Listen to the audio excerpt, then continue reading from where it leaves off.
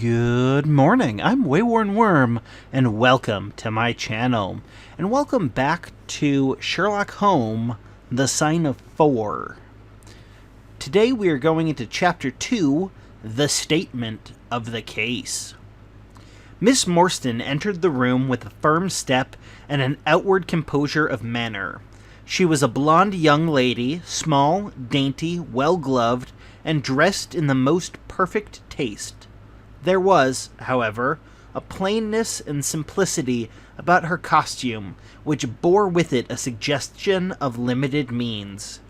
The dress was a somber grayish beige, untrimmed and unbraided, and she wore a small turban of the same dull hue, relieved only by a suspicion of a white feather in the side. Her face had neither regularity of feature nor beauty of complexion, but her expression was sweet and amiable, and her large blue eyes were singularly spiritual and sympathetic. In an experience of woman which extends over many nations and 3 separate continents, I have never looked upon a face which gave a clearer promise of a refined and sensitive nature. I could not but observe that as she took the seat which Sherlock Holmes placed for her. Her lip trembled, her hand quivered, and she showed every sign of intense inward agitation. "I have come to you, Mr. Holmes," she said, "because you once enabled my employer, Mrs. Cecil Forrester, to unravel a little domestic complication. She was much impressed by your kindness and skill." "Mrs. Cecil Forrester," he repeated thoughtfully. "I believe that I was of some slight service to her. The case, however, as I remember it, was a very simple one." "She did not think so. But at least you cannot say the same of mine. I can hardly imagine anything more strange, more utterly inexplicable, than the situation in which I find myself." Holmes rubbed his hands, and his eyes glistened. He leaned forward in his chair with an expression of extraordinary concentration upon his clear-cut, hawk-like features. "State your case," he said in a brisk business voice. I felt that my position was an embarrassing one. "You will, I am sure, excuse me," I said, rising up from my chair. To my surprise, the young lady held up her gloved hand to detain me. "If your friend," she said, "would be good enough to stop, he might be of inestimable service to me." I relapsed into my chair. "Briefly," she continued, "the facts are these. My father was an officer in an Indian regiment who sent me home when I was quite a child. My mother was dead, and I had no relative in England. I was placed, however, in a comfortable boarding establishment in Edinburgh, and there I remained until I was 17 years of age. In the year 1878, my father, who was senior captain of his regiment, obtained 12 months' leave and came home. He telegraphed to me from London that he had arrived all safe and directed me to come down at once, giving the Langham Hotel as his address. His message, as I remember, was full of kindness and love. On reaching London, I drove to Langham and was informed that Captain Morsten was staying there, but he had gone out the night before and had not returned. I waited all day without news of him. That night, on the advice of the manager of the hotel, I communicated with the police, and the next morning we advertised in all the papers. Our inquiries led to no result, and from that day to this, no word has ever been heard of my unfortunate father. He came home with his heart full of hope to find some peace, some comfort, and instead—" She put her hand to her throat, and a choking sob cut short her sentence. "The date?" asked Holmes, opening his notebook. "He disappeared upon the 3rd of December, 1878, nearly 10 years ago." "His luggage?" "Remained at the hotel. There was nothing in it to suggest a clue. some clothes, some books, a considerable number of curiosities from the Andaman Islands. He had been one of the officers in charge of the convict guard there. Had he any friends in town? Only one that we know of. Major Sholto, of his own regiment, the 34th Bombay Infantry. The major had retired some little time before and lived at Upper Norwood. We communicated with him, of course, but he did not even know that his brother officer was in England. A singular case, remarked Holmes. I have not yet described to you the most singular part.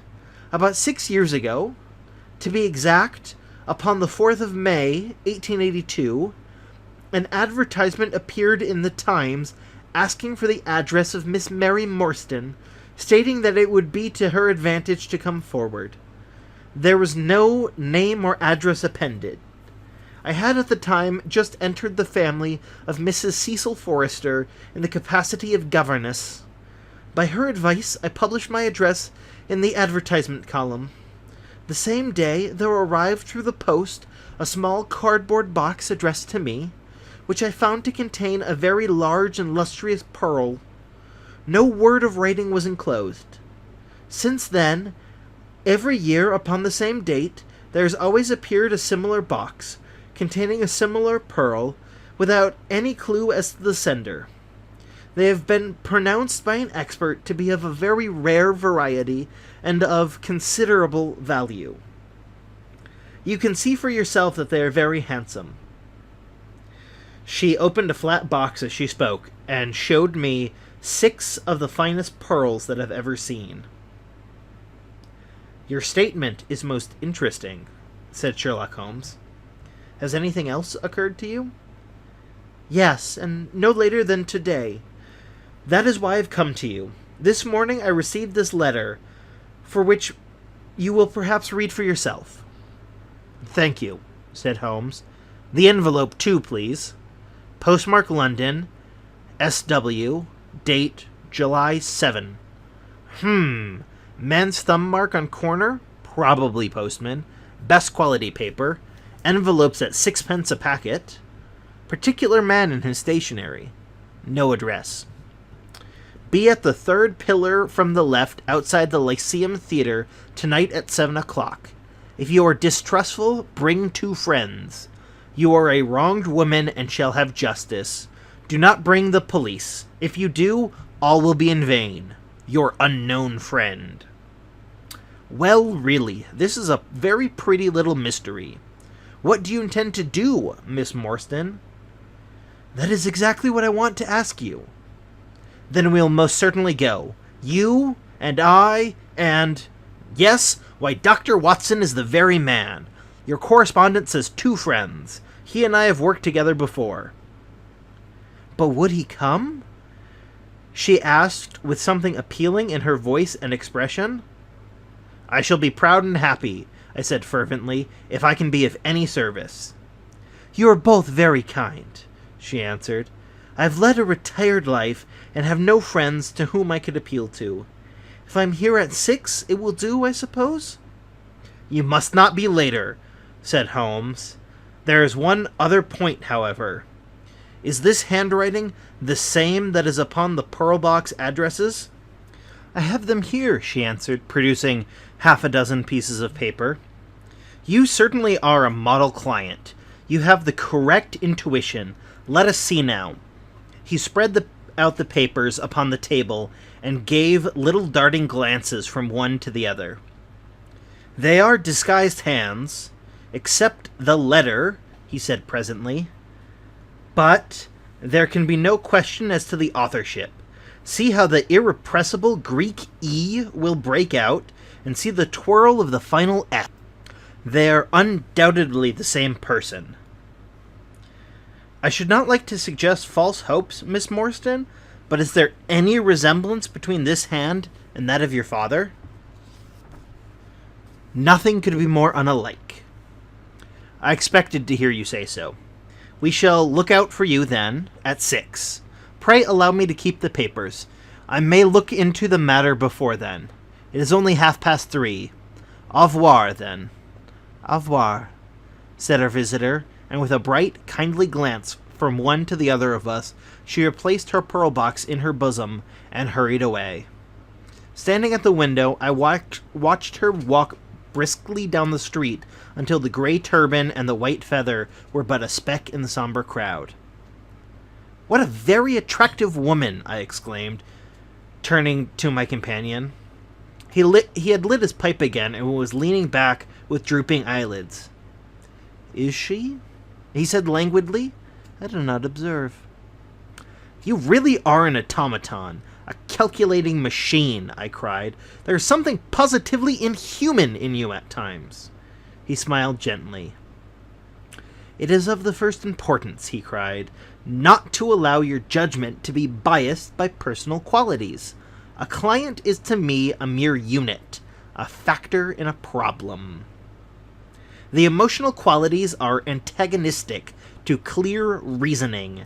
I assure you that the most winning woman I ever knew was hanged for poisoning 3 little children for their insurance money, and the most repellent man of my acquaintance is a philanthropist who has spent nearly $250,000 upon the London poor. In this case, however, I never make exceptions. An exception disproves the rule. Have you ever had occasion to study character and handwriting? What do you make of this fellow's scribble?" "It is legible and regular," I answered. "A man of business habits and some force of character." Holmes shook his head. "Look at his long letters," he said. "They hardly rise above the common herd. That D might be an A, and that L an E.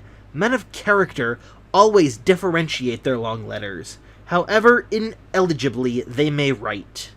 There is vacillation in his K's, and self-esteem in his capitals. I'm going out now. I have some few references to make. Let me recommend this book, one of the most remarkable ever penned. It is Windward Read's Martyrdom of Man. I shall be back in an hour." I sat in the window with the volume in my hand, but my thoughts were far from the darling speculations of the writer. My mind ran upon our late visitor, her smiles, the deep, rich tones of her voice, strange mystery which overhung her life. If she were 17 at the time of her father's disappearance, she must be 27 now. A sweet age, when youth has lost its self-consciousness and become a little sobered by experience. So I sat and mused until such dangerous thoughts came into my head that I hurried away to my desk and plunged furiously into the latest treatise upon pathology. What was I, an army surgeon with a weak leg and a weaker banking account, that I should dare to think of such things? She was a unit, a factor, nothing more. If my future were black, it was better surely to face it like a man than attempt to brighten it by mere will-o'-the-wisps of the imagination. Thank you so much for listening to Chapter 2 of The Sign of 4. Tune in next week when we read Chapter 3, In Quest of a Solution. Also, tune in tomorrow for the next episode of Kane, and tomorrow night when we do the weekly live stream over on Twitch, where we're running through the Tomb of Annihilation. Thank you.